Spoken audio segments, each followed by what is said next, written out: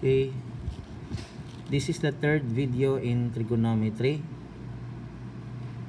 This time we will have to discuss quadrantal angles and trigonometric function values of quadrantal angles. What are quadrantal angles? Accordingly, quadrantal angles are angles whose terminal side lies either in the x-axis or y-axis. Again, quadrantal angles are angles whose terminal sides lies in the x-axis or y-axis. Okay, those are quadrantal angles.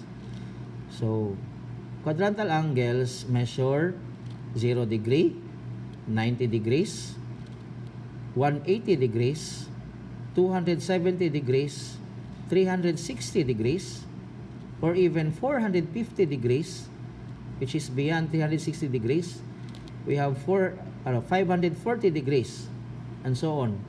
We also have 0 degree, negative 90 degrees, negative 180 degrees, negative 270 degrees, negative 360 degrees, negative 450 degrees, and so on. Okay, for as long as the terminal side is either in the x-axis or y-axis. Okay, again, an angle in trigonometry is created by rotating a ray about its vertex, and the angle must be in standard position. An angle is in standard position if its vertex is at the origin and its initial side lies in the positive x-axis. Say for example, we have this angle. This quadrantal angle is 90 degrees. The initial side is non-negotiable. It should only be in the positive x-axis. In this case, the terminal side is positive y-axis. Meaning to say, this angle measures 90 degrees.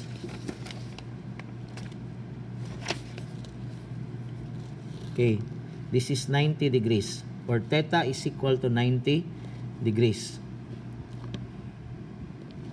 So how do we find the 6 trigonometric function values of an angle theta which is 90 degrees?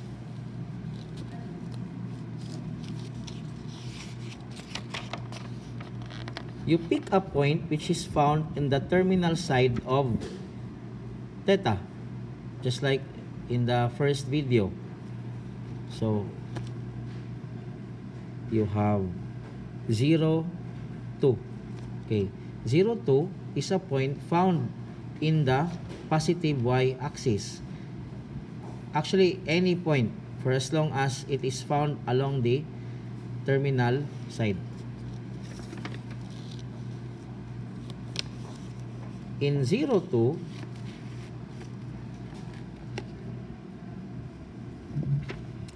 x is equal to 0 and y is equal to 2. If x is equal to 0 and y is equal to 2, therefore r is equal to 2. Since r is the square root of x squared plus y squared. So 0 plus 4 is 4. R squared is equal to 4. Therefore r is equal to 2. Okay. Now that you have already the values of x, y, and r, you start looking for the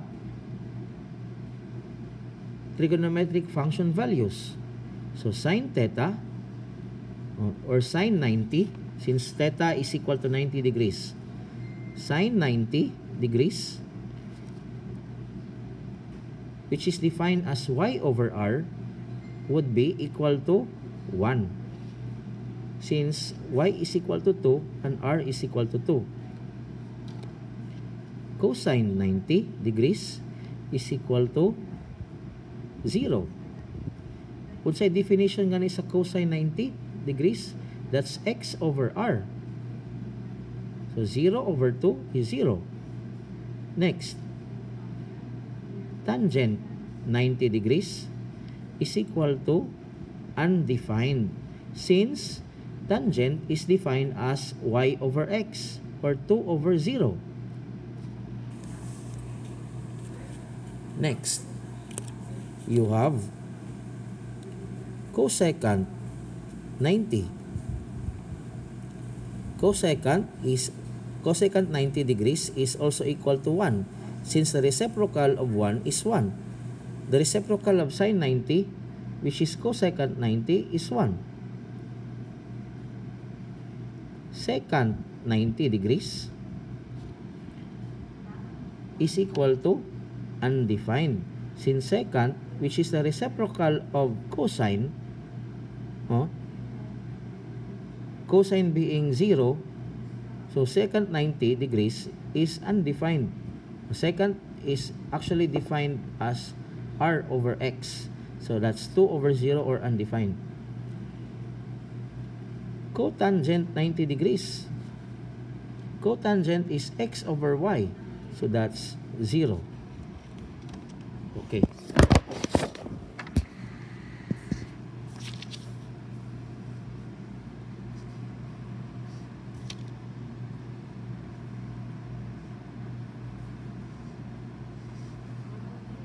So, for a quadrantal angle, 90 degrees, or its counterpart, diba?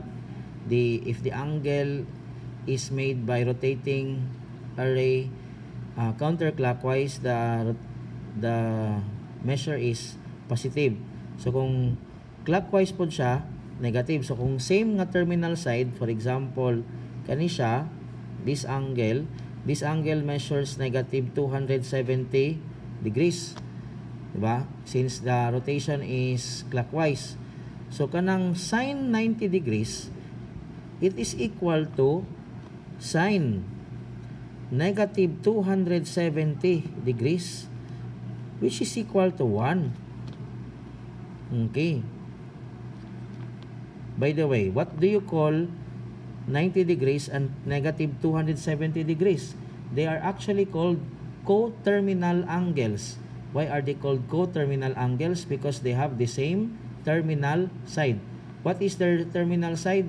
The terminal side of 90 degrees and negative 270 degrees is the positive y-axis. Okay. And not only sine negative 270 degrees, all of the trigonometric function values from sine down to cotangent. So, kung pareha sila og terminal side, they will have the same trigonometric function values. Is that clear? Okay, we proceed.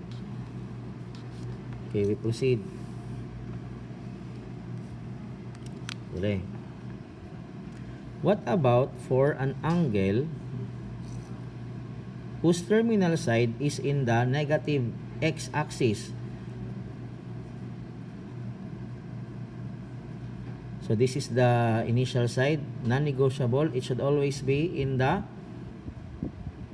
positive x-axis. This is the initial side.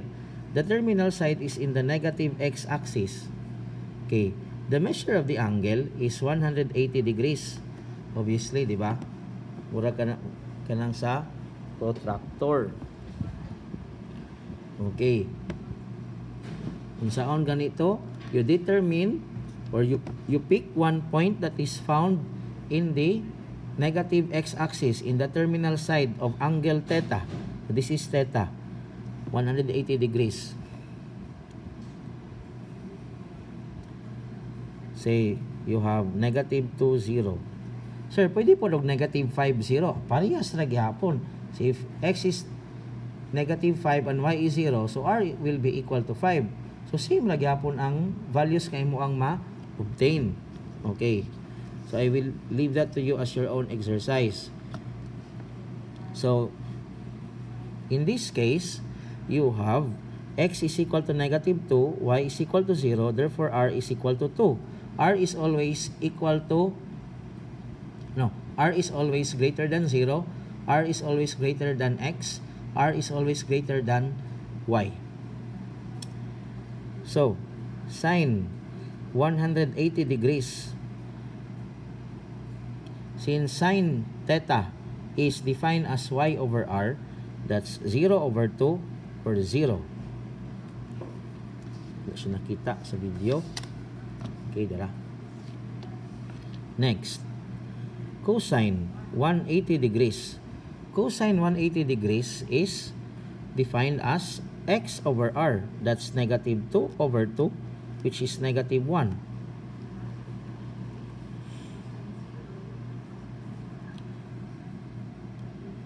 Tangent 180 degrees. Excuse. That's y over x. 0 over negative 2. It's 0.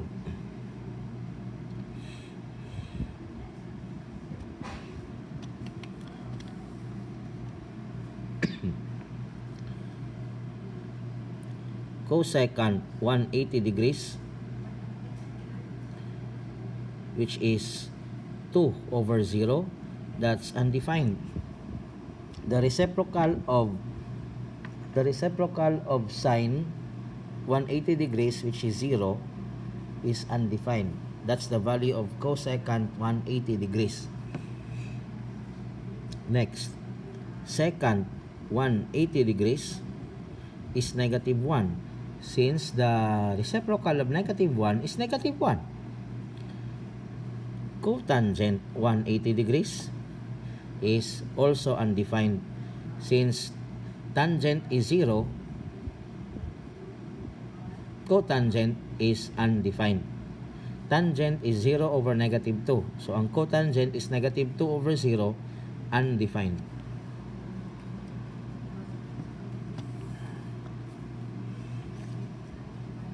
Okay. So, that's for a quadrantal angle that measures 180 degrees. So, parehas po na siya sa angle, so theta, which is negative 180 degrees. 180 degrees and negative 180 degrees are coterminal angles. Why are they called coterminal angles? Because they have the same terminal side. So, since these two angles have the same terminal side, they have also the same values for their trigonometric functions. They have the same trigonometric function values. Okay. Or even katong angle which is 360 degrees plus 180 degrees. Okay, kani siya nga angle. Okay, that one. So, pila man na? 360 plus 180. That's 540 degrees. Do you follow? Kani siya nga angle. But pasabot di ay, balik ta, but pasabot, kanang sine sa 180 degrees, which is 0, that is also equal to the sine of negative 180 degrees. Wait. Siya nakita.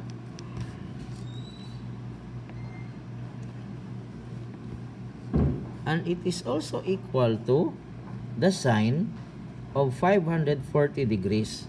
Oh. Naman may calculator sina, of course. Balon sa kung na may calculator, pwede nyo na verify. Pero, muhangyo lang ko ninyo, maski pag wala ko during examination or magkanang mag-quiz, dapat dili mo magamit o calculator for you to improve your skills in trigonometry. Okay, let's have another quadrantal angle.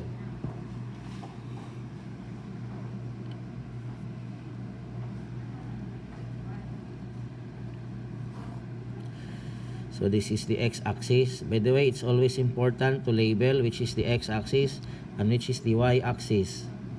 Kaya diba, pwede man sa nimo i-flip. O, kato ng x-axis, pwede na to sa may mong y-axis na. Diba?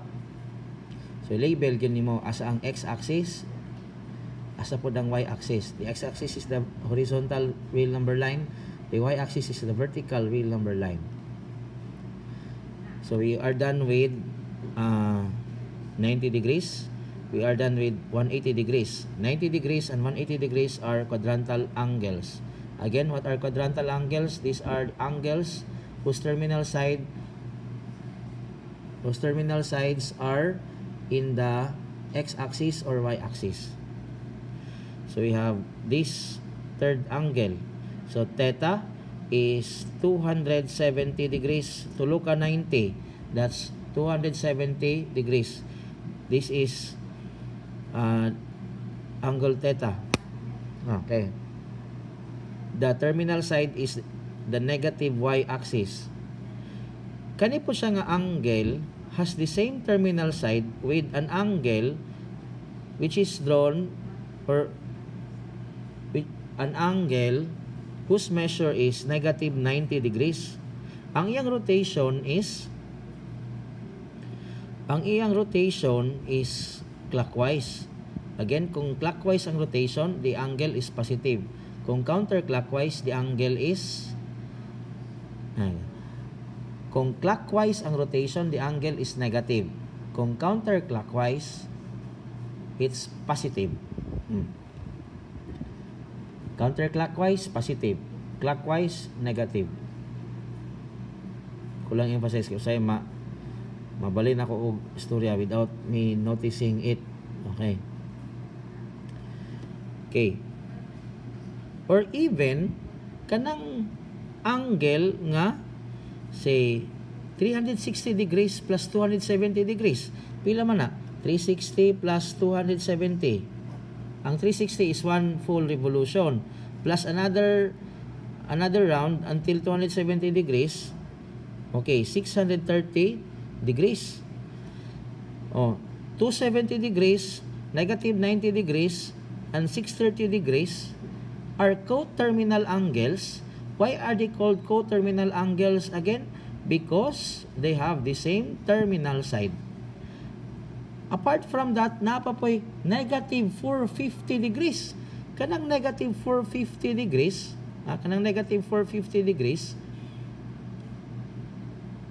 is another quadrantal angle that has the same terminal side with 270 degrees with negative 90 degrees. Okay.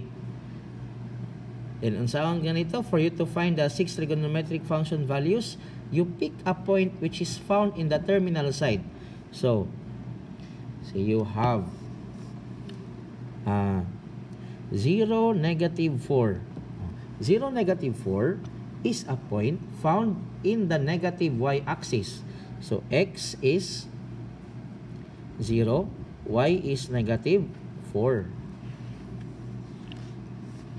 So if x is 0 and y is negative 4, since r squared is equal to x squared plus y squared, therefore r is equal to 4. For a while lang.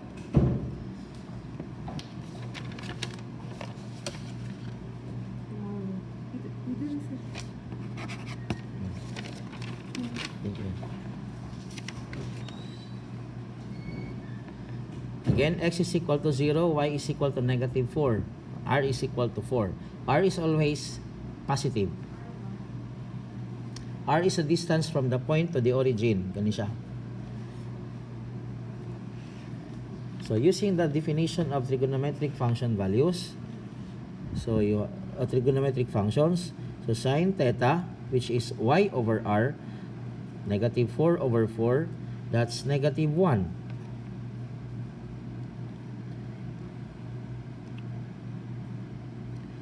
Cosine theta, which is x over r, 0 over 4, is 0. Tangent theta, which is y over x, negative 4 over 0, is undefined.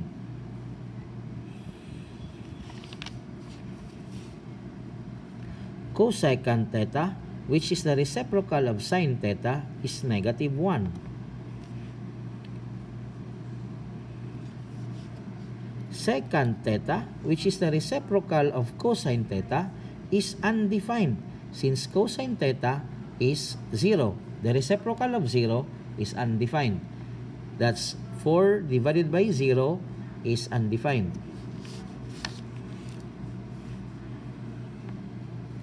Cotangent theta is 0. That's 0 over negative 4, or cotangent theta is 0 since tangent theta is undefined. The reciprocal of undefined is 0. Ang tangent theta is negative 4 over 0, so undefined ang tangent. So ang cotangent, which is the reciprocal of tangent, so that's 0 over negative 4 or 0. Okay. These things may then be summed up in the following table.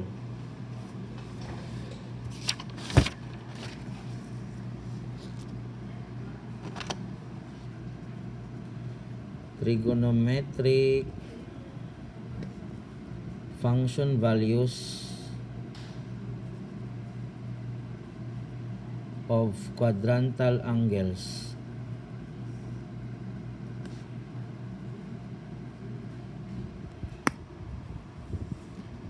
You have the quadrantal angle,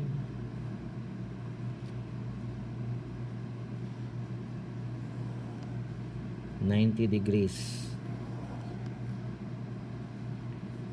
180°.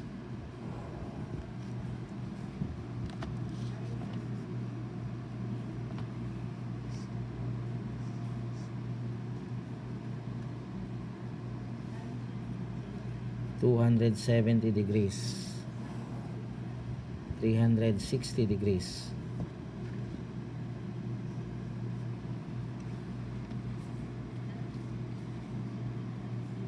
No, wala pa dito sa 360° di ay. Sorry. Before that. Before that. Okay, let's go first to 360°. So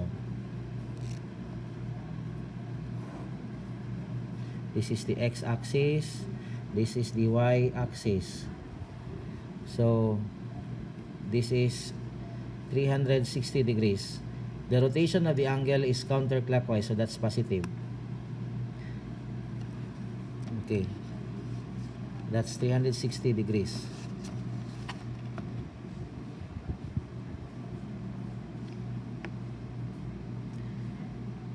Theta, which is 360°, has the same terminal side with an angle whose measure is 0 degrees. 0 degree. Naday 0 degree, sir. Nagay negative, di ba? Kung trigonometry. Pero sa geometry, wala. Or even kanang angle nga, negative 360°. Kani siya. That's negative 360°. Or even 720°. Duha ka full revolution, or negative 720°. So all these angles are called coterminal angles. Why are they called coterminal angles? Because they have the same terminal side. Same thing. You pick a point in the terminal side. The terminal side is just the initial side. It's back to the initial side. So, say for example, you have 5, 0. Okay. You have to make sure that the point that you will pick is really the point that is found in the terminal side. So 5, 0. So x is equal to 5, y is equal to 0, r is equal to 5. Ba? Do you follow? Since r squared is equal to x squared plus y squared. 25 plus 0 is 25. The square root of 25 is 5. You take only the positive square root or the principal square root since the r is a distance from that point to the origin. Okay. So sine theta, or sine theta, which is 360°. 360°. Sine is defined as y over r. So 0 over 5 or 0. Cosine 360 degrees or cosine 0, cosine negative 360, na, kana siya. Cosine 720, cosine 360, or cosine 0, since they are coterminal angles, so same sila value. That's x over r, or 5 over 5. 5 over 5 being equal to 1. Next, tangent 360 degrees is y over x. So 0 over 5 or 0.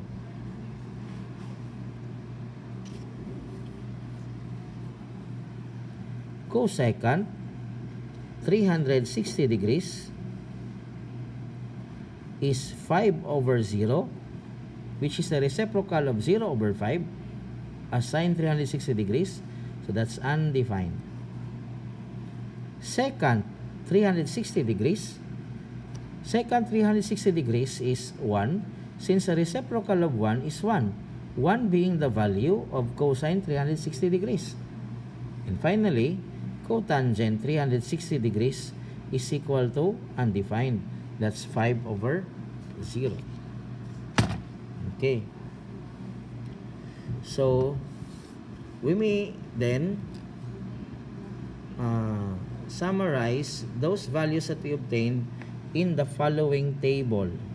Okay.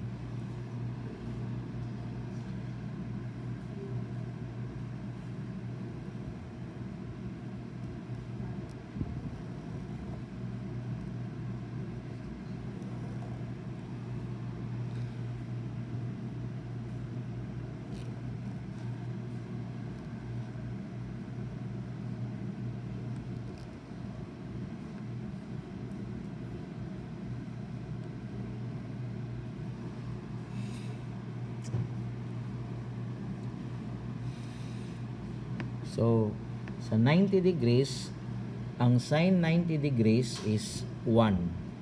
Cosine 90 degrees is 0. These are the values again that we obtained a while ago. Tangent 90 degrees is undefined. Cosecant 90 degrees is 1. Secant 90 degrees is undefined. Cotangent 90 degrees is 0.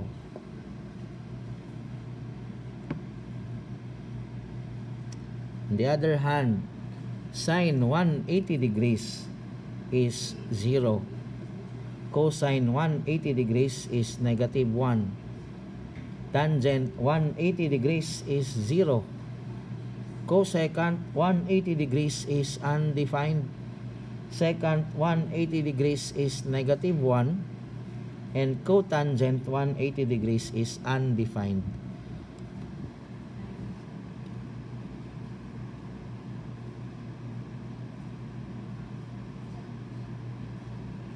Next, sine 270 degrees is negative 1. Cosine 270 degrees is 0. Tangent 270 degrees is undefined. Cosecant 270 degrees is negative 1. Secant 270 degrees is undefined, while cotangent 270 degrees is 0.